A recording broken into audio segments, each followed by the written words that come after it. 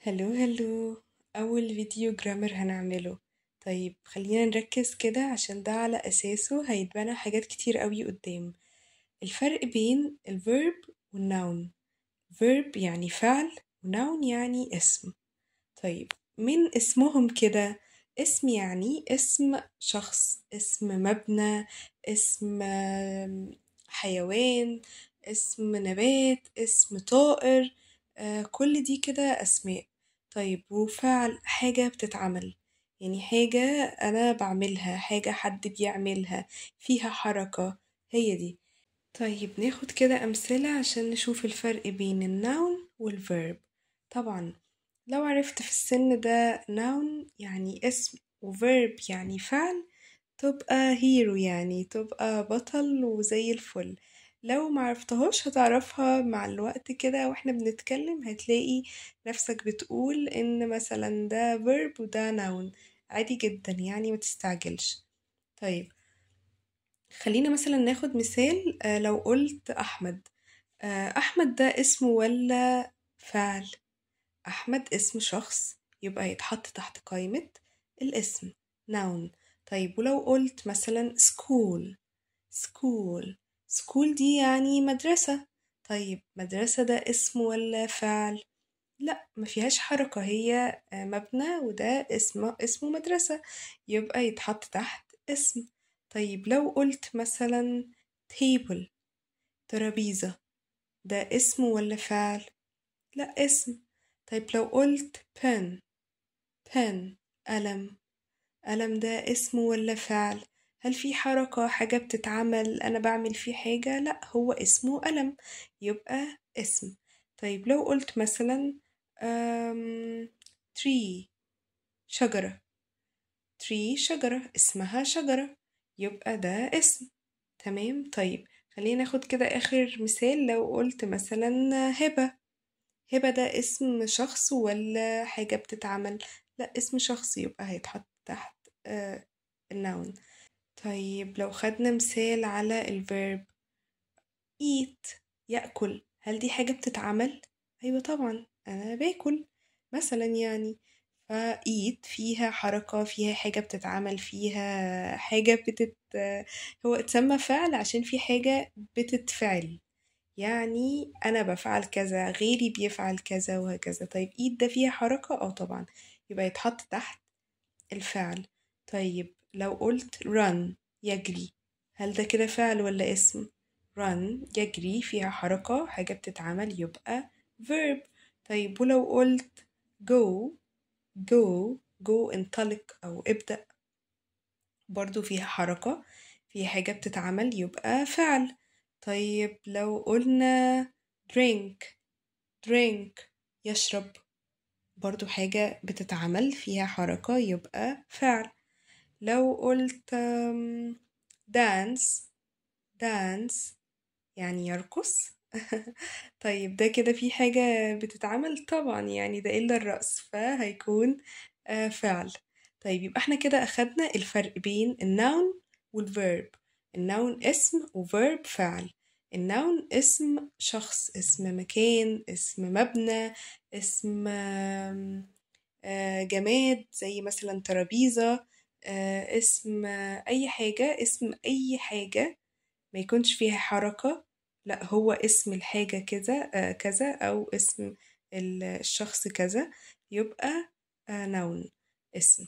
طيب والverb حاجة فيها حركة، حاجة بتتعمل دلوقتي أو بتتعمل بعدين، أنا بعملها أو غيري بيعملها، هي حاجة بتتعمل. تمام، يبقى فعل. جميل قوي. طيب ندخل كده على المرحلة اللي بعدها. أنا دلوقتي لو شفت كلمة قدامي هعرف دي الاسم ولا فعل، noun or verb. أوكي. طيب أنا دلوقتي مثلا بقول للي جنبي اديني تفاحة، هل أنا أقصد تفاحة بعينها ولا أقصد أي تفاحة؟ طيب أنا إزاي أوضح كلامي بقى إن أنا أي تفاحة أو تفاحة بعينها؟ الكلام اللي هيوضح، إحنا متفقين إن تفاحة noun، تفاحة noun مش verb. تفاحة يعني apple. ده اسمها. اوكي، طيب يبقى دي كده اسم. طيب في حاجة عندنا في الإنجليزي اسمها أدوات نكرة وأدوات معرفة. أنا دلوقتي بقول لها ناوليني تفاحة. أوكي، هل أنا أقصد تفاحة دي ولا أي تفاحة؟ أنا أقصد أي تفاحة، فدي كده لازم أحط قدامها أداة نكرة. أوكي، أي تفاحة، مش فارق معايا أنهي تفاحة. طيب أدوات النكرة عندنا A و an. A و an. امتى بستخدم A وامتى بستخدم an دي هنعرفها دلوقتي، ولكن في معلومة مهمة جدا جدا جدا.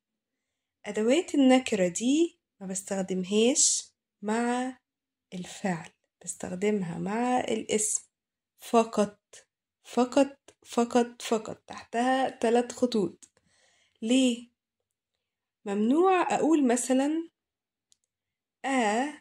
run.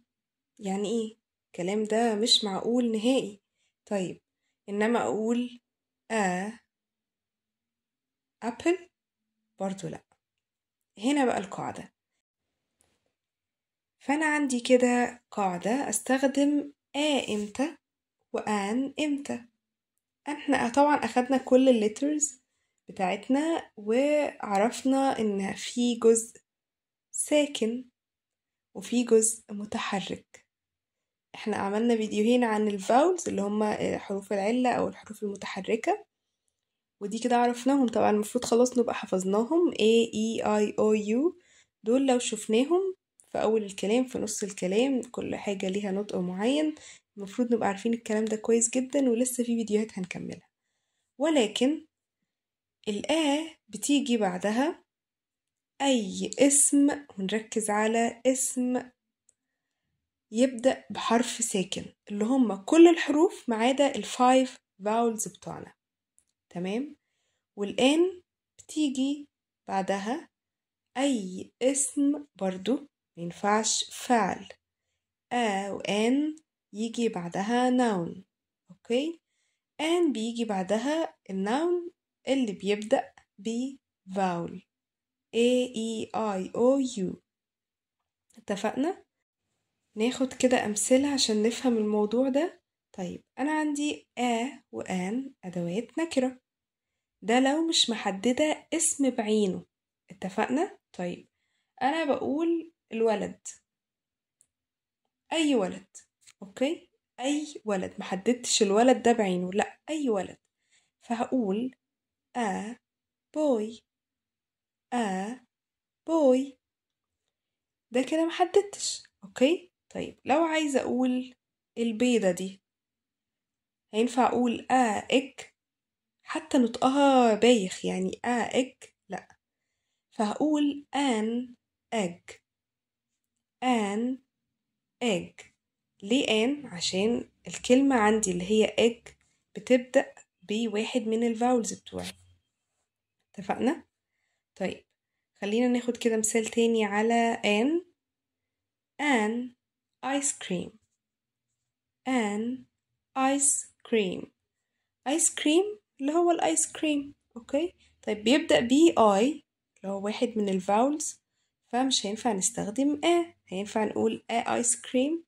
بايخة جدا، مش هينفع، فهنقول an ice cream. طيب لو أخدنا مثال تاني كده على an orange. orange. أوكي، بدأنا بالأو. طيب an umbrella. umbrella. كده مثال عن اليو.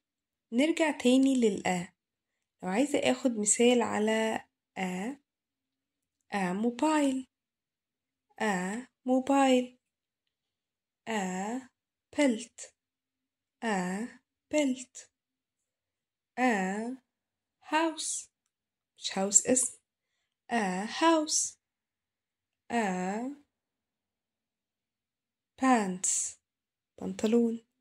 pants. أي حاجة بقى، أي اسم ما بيبدأش بفاول نحط قبله دي كده أداة نكرة. أوكي، احنا كده عرفنا الفرق بين وآن. خلاص كده عرفنا الفرق بين وآن. وإمتى أقول قبل الاسم، نركز، الاسم المفرد. الاسم المفرد دي برضو معلومة تانية، يبقى وآن بيجي بعدهم اسم مفرد مش جمع. اوكي، مش جمع، يعني ما ينفعش مثلا اقول boys، ما ينفعش خالص، يعني مش المفروض اسمعها من اي حد. اوكي، طيب tables، لا، table. اوكي، اسم مفرد. طيب، وعرفنا الفرق ان بيجي بعدها اي اسم بيبدأ بحرف ساكن، وآن بيجي بعدها أي اسم بيبدأ بالفاول، الحرف المتحرك. ولكن في قاعدة هنا، لو الفاول اداني الساوند بتاعه، هنا أحط آن قبلها. طيب لو ما ادانيش الساوند بتاعه، لأن أنا بتعامل مع ساوند. أوكي، لو ما ادانيش الساوند بتاعه، هنا بحط هنا بحط يعني مثلا عندي مثال university، يعني جامعة، university. وعلى النقيض عندي مثال umbrella، umbrella شمسية. اليو هنا ادتني صوتين، umbrella اللي هي الساوند بتاعه الأساسي، و university اللي هي يو باسمه العادي. اوكي، طيب احط ولا ان قبل university؟ هحط لان هي ما ادتنيش الساوند بتاعها اللي هي umbrella، umbrella، لا، ادتني يو university. اوكي، طيب يبقى قبل umbrella هحط، برافو عليكم، an umbrella. وقبل university هحط a university، a university. اوكي، طيب اخر حاجة كده معانا، قلنا والآن دي كده أدوات نكرة. نكرة يعني أي حاجة، أي اسم. أوكي، طيب أنا لو عايزة أعرف اسم بعينه، يعني مثلا الولد ده، الولد ده ولد بوي. أوكي، طيب أنا عايزة أتكلم عن الولد ده بالذات، يعني فهقول بوي؟ لا طبعا، بوي يعني أي ولد. أوكي، طيب لو عايزة أقول الولد ده هقول ده بوي، ده. دي كده تيجي أداة المعرفة، أداة المعرفة. التانيين وآن كانوا أدوات نكرة، دي كده أداة معرفة، يعني أنا بعرف اسم بعينه، طبعا برضو مش فعل. احنا ده كله بنتكلم أدوات النكرة والمعرفة للاسم. وآن للاسم المفرد، ده اسم مفرد أو جمع، الاتنين بينفعوا، وهناخد أمثلة. أوكي، طيب أنا بقول ذا بوي، الولد ده.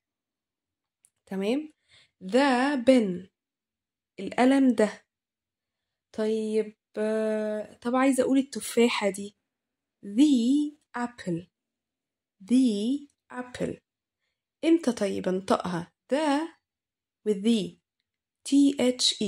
the هي دي كده أداة المعرفة. نطقها ده لو الكلمة أو الاسم اللي جاي بعدها يبدأ بحرف ساكن، اللي هم كل الحروف ما عدا الفايف فاولز A E I O U، عايزين نحفظهم. اوكي، طيب لو جاء بقى ده بعدها كلمة بتبدأ بحرف متحرك، زي مثلا egg، بيضة، the egg.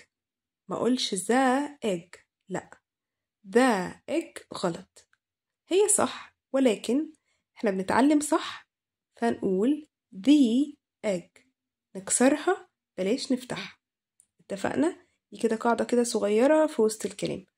طيب أنا عايزة أقول مثلا مثال تاني على ده اللي هي أداة المعرفة. أقول مثلا the girl، البنت دي. أوكي، the orange. the كسرناها. اوكي طيب هل بقى ينفع يجي اسم جمع بعد ده؟ ينفع. عايزة اقول الاولاد دول بعينهم انا حددتهم، مش اي اولاد، لا الجروب ده او الولاد دول. هقول the boys ده جمع، حطيت الاس. اوكي the girls. اوكي the tables الترابيزات دي. خلينا نقول the chairs الكراسي دي. اوكي واضحة كده. يبقى انا عندي ادوات نكرة وان بيجي بعدهم اسم مفرد.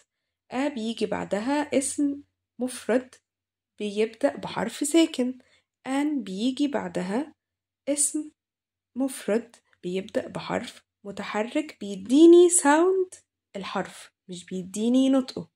اتفقنا احنا بنتعامل مع ساوند أصوات.